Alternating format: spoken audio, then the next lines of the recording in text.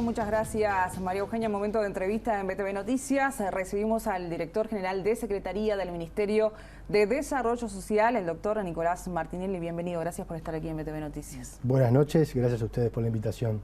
Intensa actividad del fin de semana. Se han arrojado los primeros resultados de las auditorías que se realizan en el Ministerio y como titular, usted lo mencionaba en conferencia de prensa, está la presunta fuga de casi 10 millones de pesos por el impago de alquileres de refugios que debían efectuar ONGs y esto no sucedió.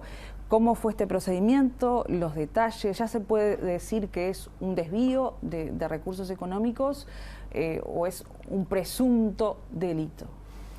A ver, lo primero, el fin de semana se convocó a una conferencia de prensa para anunciar tres cuestiones. La primera era el inicio formal de las auditorías dentro del Ministerio de Desarrollo Social, que es un compromiso de campaña del Presidente de la República, y por eso queríamos anunciarle a la ciudadanía que estábamos dando cumplimiento a ese compromiso e iniciábamos las auditorías. Lo segundo era comunicar que habíamos conformado la semana anterior, es decir, la semana pasada, una unidad de auditoría interna dentro del propio Ministerio.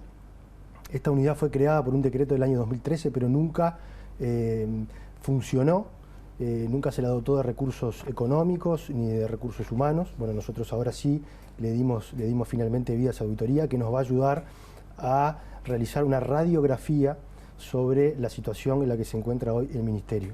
Sobre todo pensando en el día de mañana, para ayudarnos a mejorar los procesos en aquellos lugares donde surjan determinadas irregularidades o donde los procesos se tranquen o no estén del todo aceitados. Nos va a permitir corregir ese rumbo para no seguir cometiendo los mismos errores. Y lo tercero era anunciar el inicio de las tres primeras auditorías. La primera tiene que ver con lo que tú mencionabas recién, que es el pago que hace el Ministerio de Desarrollo Social a algunas ONGs o cooperativas de alquileres, en algunos casos de refugios, en otros casos de otro tipo de viviendas, y que esos alquileres aparentemente no estarían siendo volcados al pago correspondiente, es decir, estarían siendo usados para otras cuestiones.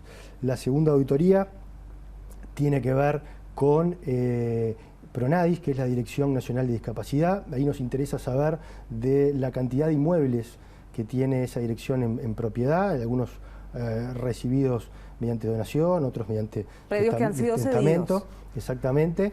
Queremos saber en qué condiciones están esos predios, si por ejemplo en algunos casos hay arrendamientos vencidos, en otros casos hay ocupantes, si se han iniciado los procesos de desalojo correspondientes, si no se han iniciado, por qué no se han iniciado.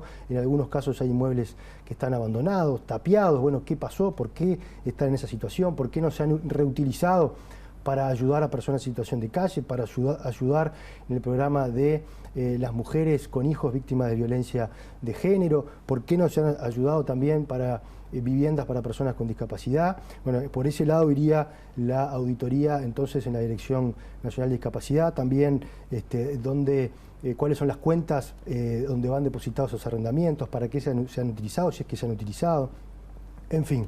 Y después la tercera auditoría tiene que ver con los pagos a BPS, es decir, una serie de multas que se generaron durante los meses de diciembre, enero y febrero, es decir, los últimos 3 meses de la gestión anterior, dentro del programa Uruguay Trabaja, y que aproximadamente alcanza hoy la cifra de unos 4 millones de pesos. ¿Por qué serían las multas? Las multas son por inscripciones tardías de las obras o por el no pago en algún caso de los aportes correspondientes. Respecto entonces a la primera auditoría, ¿qué conclusiones sacan? Porque estamos hablando de mucho dinero en este caso. Bueno, primero que nada, ser precavidos, es una auditoría, por lo tanto es la auditoría la que va a arrojar más elementos en estas tres primeras auditorías en las que estamos trabajando. Se van a sumar otra en los próximos días, incluso va a participar también la auditoría interna de la Nación, que va a auditar y va a colaborar con la auditoría del Departamento de Rendición de Cuentas, donde precisamente se lleva adelante todo lo que es la gestión y seguimiento de las organizaciones sociales y cooperativas. Lo que yo he dicho y que me hago cargo es que eventualmente en el caso de los arrendamientos podría configurarse el delito de apropiación indebida. Esto no quiere decir que si en el avance de las investigaciones surgen nuevos elementos no se configure otro delito. Pero habrá que esperar el resultado de las auditorías, que es este camino que hemos iniciado. A propósito de este tema, lo invito a mirar la palabra de la ex subsecretaria del Ministerio de Desarrollo Social, Ana Olivera, que se refería a este punto y negaba este desvío de fondos.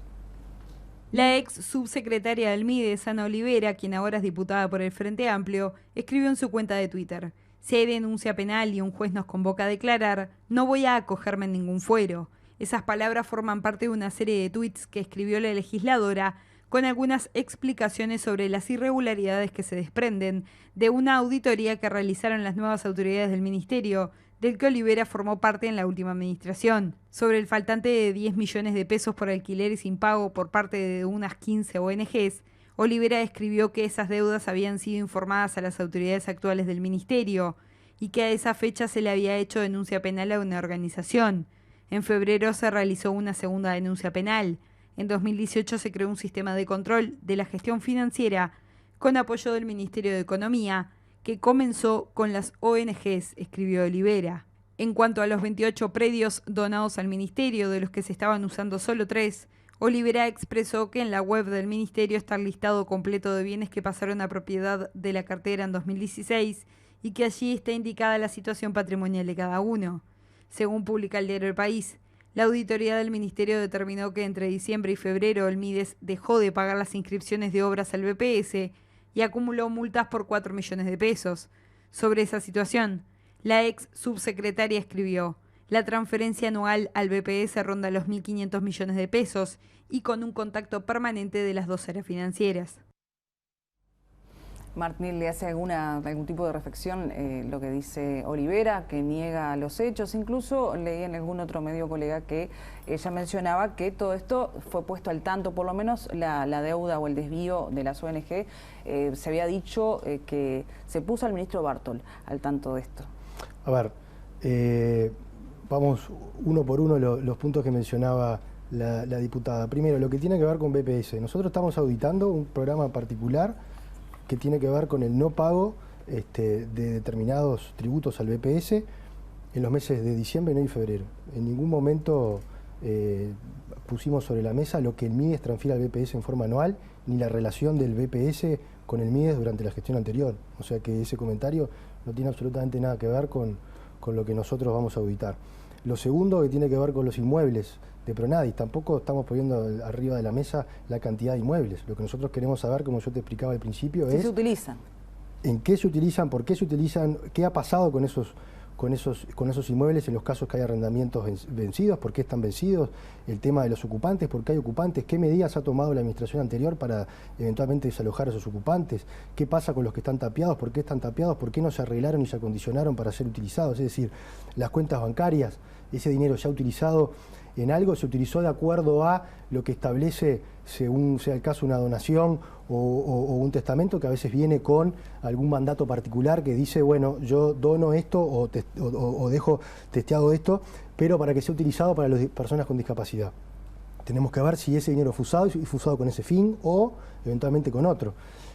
Y después sobre el tema de los arrendamientos, creo que la propia Ana Olivera, al decir que ya se hizo una denuncia penal con anterioridad por casos similares a estos, que debo alertar que en esos casos no fue la administración la que tomó conocimiento, fueron los propios trabajadores de las cooperativas que, como no estaban cobrando, denunciaron esa situación y entonces ahí intervino el ministerio y se sumó a la denuncia penal. Pero esto deja claramente en evidencia de que no están dados los controles necesarios en estos casos y por eso reafirmo que es necesaria una auditoría que nos va a permitir, como decía al principio, identificar cuáles son las falencias de este circuito para poder dejar de cometer estos desvíos, estos errores, mejor dicho, en el futuro. ¿Hay visos de falta de transparencia en la anterior gestión del MIDES con todo esto?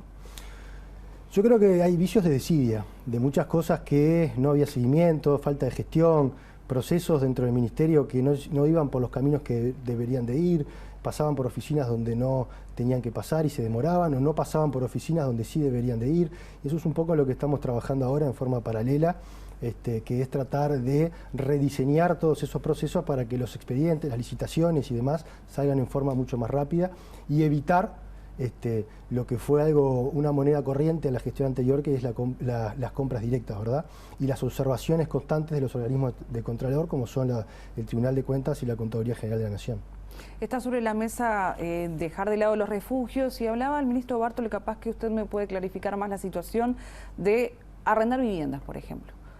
para generar en aquellos que se ven beneficiados con este recurso una disciplina, e incluso se hablaba de otorgarles dinero. ¿Está sobre la mesa estudios del MIDES esto? Sí, el tema de los refugios, por ahora sigue funcionando con esta modalidad, sin perjuicio que estamos pensando en otras alternativas, porque el refugio lo que tiene es que uno tiene un horario de entrada, tiene un horario para comer, para bañarse, tiene un horario de salida, entonces prácticamente la vida de uno ahí adentro está digitada, ¿verdad? La idea nuestra es buscar otras alternativas, como se han hecho en otros países del mundo, y por eso hemos firmado un convenio con la ANB, para que las viviendas que están en el estado en desuso pero en buena situación puedan ser utilizadas en este programa de calle, y es lo que nosotros llamamos darle una llave a la persona para que tenga su lugar en el mundo. Entendemos que primero la persona tiene que poder tener su espacio donde pueda tener sus horarios, salir, entrar cuando quiera, para después recién ahí poder empezar a solucionar otras cuestiones de su vida, como puede ser la búsqueda de trabajo, como puede ser temas de alcoholismo, temas de droga, de diferentes problemáticas que se dan en la gente de situación de calle. Bien, brevemente ya estamos sobre el final de la entrevista. ¿Cuáles han dejado de ser las prioridades del MIDES, si es que dejaron de ser por la pandemia, o más allá de las auditorías, en qué están trabajando en este momento?